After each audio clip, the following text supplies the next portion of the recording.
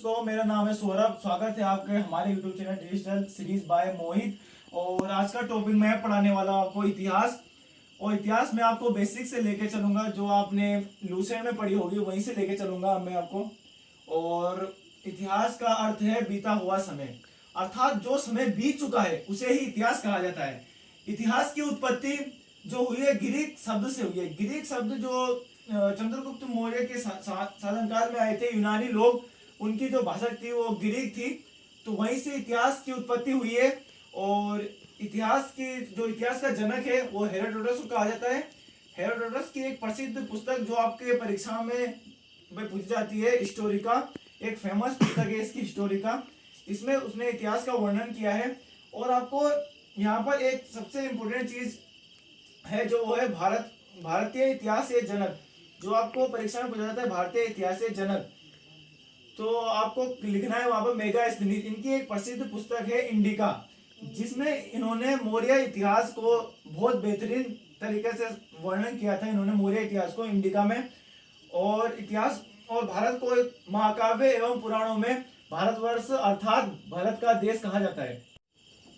आपको इतिहास के जनक और भारतीय इतिहास के जनक में बहुत ज्यादा कंफ्यूजन देखने को मिलता है। और पेपर में बहुत सारे बच्चे यही गलती करके आते हैं। वहां पर आपको पूछा जाए कि इतिहास के जनक, तो आपको वहां पर उत्तर हेरोडोटस करके आना है।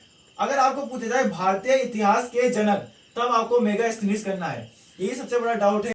भारत के उपनाम भारत खंड, जम्बू द्वीप और हिमवर्ष, अंजनाब वर्ष, भारतवर्ष, आर्यवर्त और हिंद, हिंदुस्तान और इंडिया। इसमें से आपको सबसे ज्यादा इंपोर्टेंट जो परीक्षा में पूछा जाता है वो है एक जम्बू द्वीप है और एक है आर्यवर्त, जो मतलब याद नहीं होते, बाकी तो सब ठीक है। इसमें अंजनाब वर्ष भी एक हो सकता है। इसमें अंजनाब वर्ष, तीनों चीजें आपको जो याद नहीं रहती, जो भारत के उपनामों में जो गिना जाता है, जो हमें याद नहीं रहते, आपको ये पूछा जा सकता है परीक्षा में। इतिहास को तीन भागों में बांटा जाता है, एक प्राचीन इतिहास, एक मध्यकालीन इतिहास, एक आधुनिक इतिहास। और प्राचीन इतिहास आपको यह पता होना चाहिए, प्राचीन इतिहास किसे कहते हैं, मध्यकालीन इतिहास किसे कहते हैं, आधुनिक इतिहास किसे कहते हैं।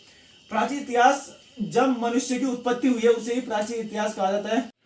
मध्यकालीन इतिहास 712 से लेकर 1757 तक आता है। मध्यकालीन इतिहास में 712 में मोहम्मद बिन कासिम ने जब भारत पर पहली बार आक्रमण किया था, उस समय से लेकर प्लासी के युद्ध तक। प्लासी का युद्ध आपको ध्यान होना चाहिए, सिराजुद्दौला और अंग्रेजों के बीच हुआ था। उस समय तक के समय को मध्यकालीन इतिहास में रखा जाता है। अगर आपको ये बेसिक जानकारी याद है तो आप इसको अलग अलग भागों में डिवाइड कर सकते हैं। फिर आता है तीसरा, आधुनिक इतिहास। आधुनिक इतिहास में आपको 1757 से लेकर जब तक हमारा देश स्वतंत्र हुआ 1947 तक, ये आधुनिक इतिहास में आते हैं।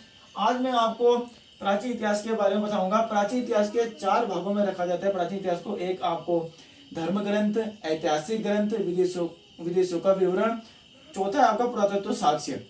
आज मैं आपको दो ही भाग पढ़ा सकता हूं, धर्म ग्रंथ और ऐतिहासिक ग्रंथ। धर्म ग्रंथ और ऐतिहासिक ग्रंथ के अंतर्गत आपको पता होना चाहिए क्या क्या आते हैं। धर्म ग्रंथ और ऐतिहासिक ग्रंथ के अंतर्गत वेद आते हैं। और विदेशों का विवरण में आपको जो विदेशी आए थे हमारे देश में, एक हेरोडोटस, मेगास्थनीज, इनका विवरण मिलता है। और तीसरा है पुरातत्व साक्ष्य। पुरातत्व साक्ष्य के अंतर्गत आपको हड़प्पा सभ्यता, जैन धर्म, बौद्ध धर्म और ये सब आपको देखने को मिलते हैं। प्राचीन इतिहास के चार भाग हैं। आज हम दो ही भागों को लेंगे, एक है धर्म ग्रंथ, एक है ऐतिहासिक ग्रंथ। और इसके अंतर्गत हम पढ़ेंगे वेद।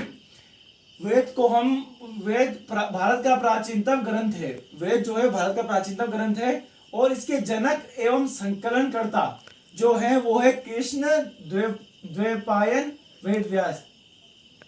और वेद के चार प्रकार के होते हैं वेद। एक आपको पता होगा ऋग्वेद, एक यजुर्वेद, एक सामवेद, एक अथर्ववेद। और जो इन चारों का योग है उसे संहिता कहा जाता है। इन चार वेदों में हमें देखने को मिलता है कि जो सबसे नया वेद और सबसे पुराना वेद देखने को मिलता है। जो सबसे प्राचीन वेद है वो ऋग्वेद है और जो सबसे नया वेद है वो अथर्ववेद है। दोस्तों, इससे आगे हम कल पढ़ाएंगे। और आपको हमारा चैनल अच्छा लगा हो तो सब्सक्राइब कर लेना।